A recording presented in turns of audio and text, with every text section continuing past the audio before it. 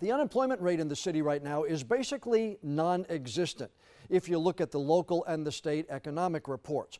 Getting hit and then flipped over and then getting T-boned by another driver. Really lucky he didn't lose his life. Living through hurricanes along the coast, you take away images from each storm, like the steeple from the First Baptist Church sitting on Market Street after Hurricane Fran. Vanna White has spent 37 years and more than 7,000 episodes as co-host of Wheel of Fortune. Everywhere you go, almost everyone knows who Vanna is. Now, we interviewed all three of those Democratic challengers and asked them the same group of questions on issues like immigration, health care, the opioid epidemic, and gun violence.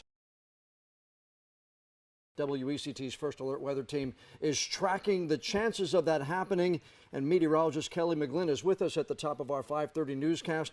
There's a chance here now, Kel, that we could see some accumulations in parts of the area, right? Right, and It's 5:32. Here are some of the other top news stories on this Wednesday night.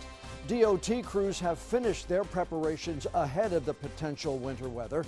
Workers have made sure the de-icing and the icing equipment are ready to go.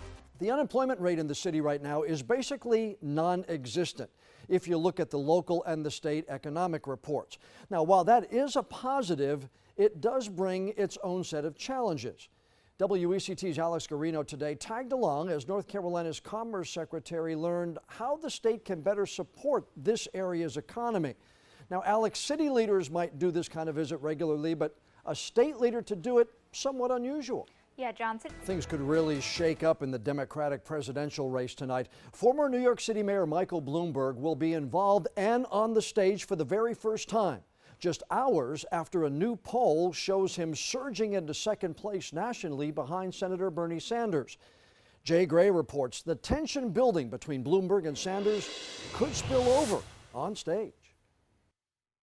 Good evening, everyone. Hundreds of people packed Thalian Hall tonight watching a movie about a subject that's familiar to many people in our part of North Carolina, and that's contaminated drinking water. The movie is based on what Members of the school board have said they want the interim and the permanent superintendents to both come from outside the school district.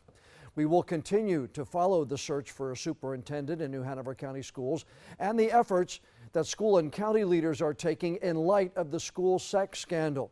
You can read the new details anytime by going to these stories on WECT.com and our mobile news app. It is looking less likely that voters in North Carolina will need an ID to cast a ballot this year. And a state appeals court joined a federal judge ruling against the voter ID law. the Daytona 500. Amazing when you see what his car went through here, skidding to a stop, getting hit and then flipped over and then getting T-boned by another driver. Really lucky he didn't lose his life. David Wisnett talked to a former Daytona 500 winner about what was crucial in saving Ryan Newman's life. Still amazing the technology that kept Ryan Newman alive.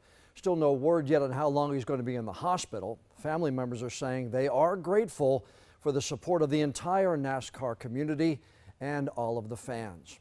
19 years ago today, the NASCAR world lost a champion, Dale Earnhardt Sr.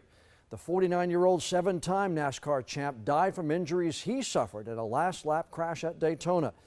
His death led to a slew of safety changes, including safer walls and head and neck restraints inside vehicles. No one in NASCAR's top series has died in an on-track crash since Dale's death 19 years ago today. Vanna White has spent 37 years and more than 7,000 episodes as co-host of Wheel of Fortune. Everywhere you go, almost everyone knows who Vanna is. But she did not have an easy road to success. Vanna left her family's home in North Myrtle Beach, chasing a dream of wanting to be on TV. On this week's One-on-One with Jon Evans podcast, Vanna told me it took years of auditions before she landed the role as co-host on Wheel. Ms. Sinema. Once again, this is the U.S. Aye. Senate Ms. voting Smith. whether to allow witnesses in President Aye. Trump's impeachment Scabbanow. trial. We're going to stay with this because it shouldn't be Aye. another minute or so before we have Mr. the total Sullivan. on that resolution. No. Mr. Tester. Aye. Mr. Thune. No. Mr. Tillis. No. Mr. Tom Toomey. Tillis of North Carolina just casting his vote No. against Mr. Udall. allowing witnesses. Aye. Well, we don't know how much longer this is going to be before they announce that total. We're going to go ahead and take our break. Are there any senators in the chamber on. wishing to change his or her vote? If not, the yeas are 49. The nays are 51. 51 to 49, you heard Chief Justice motion John is not Roberts agreed say to. the motion does not pass. That means there will be Under the no previous order, extra the Senate stands witnesses in and recess witness until the testimony call in of the President chair. Trump's impeachment trial. We'll get more on this from the U.S. Senate floor in a moment. Let's take a break. We'll be back on WECT News at 5:30. Several people passed away last year after Hurricane Florence because of the flooding and driving in the floodwaters. Now, some video into the newsroom again. This is also in New Hanover County. This is from the Ogden community. Street flooding there along Putnam and Bradfield Court. Now, this is coming in from Drew Heath, so thanks, Drew. He says many of his neighbors that are trying to get into the neighborhood have abandoned their cars and they're walking through the yards because the streets have so much floodwater on them.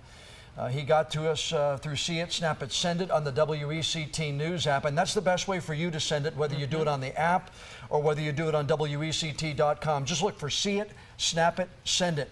That's where this video is coming from that we're getting in today, and so we appreciate it, but Drew is just showing us just how bad the flooding is in that part of Ogden. We're going to go to Emily Featherston in a moment, but first, a couple of things that we've just seen posted on social media.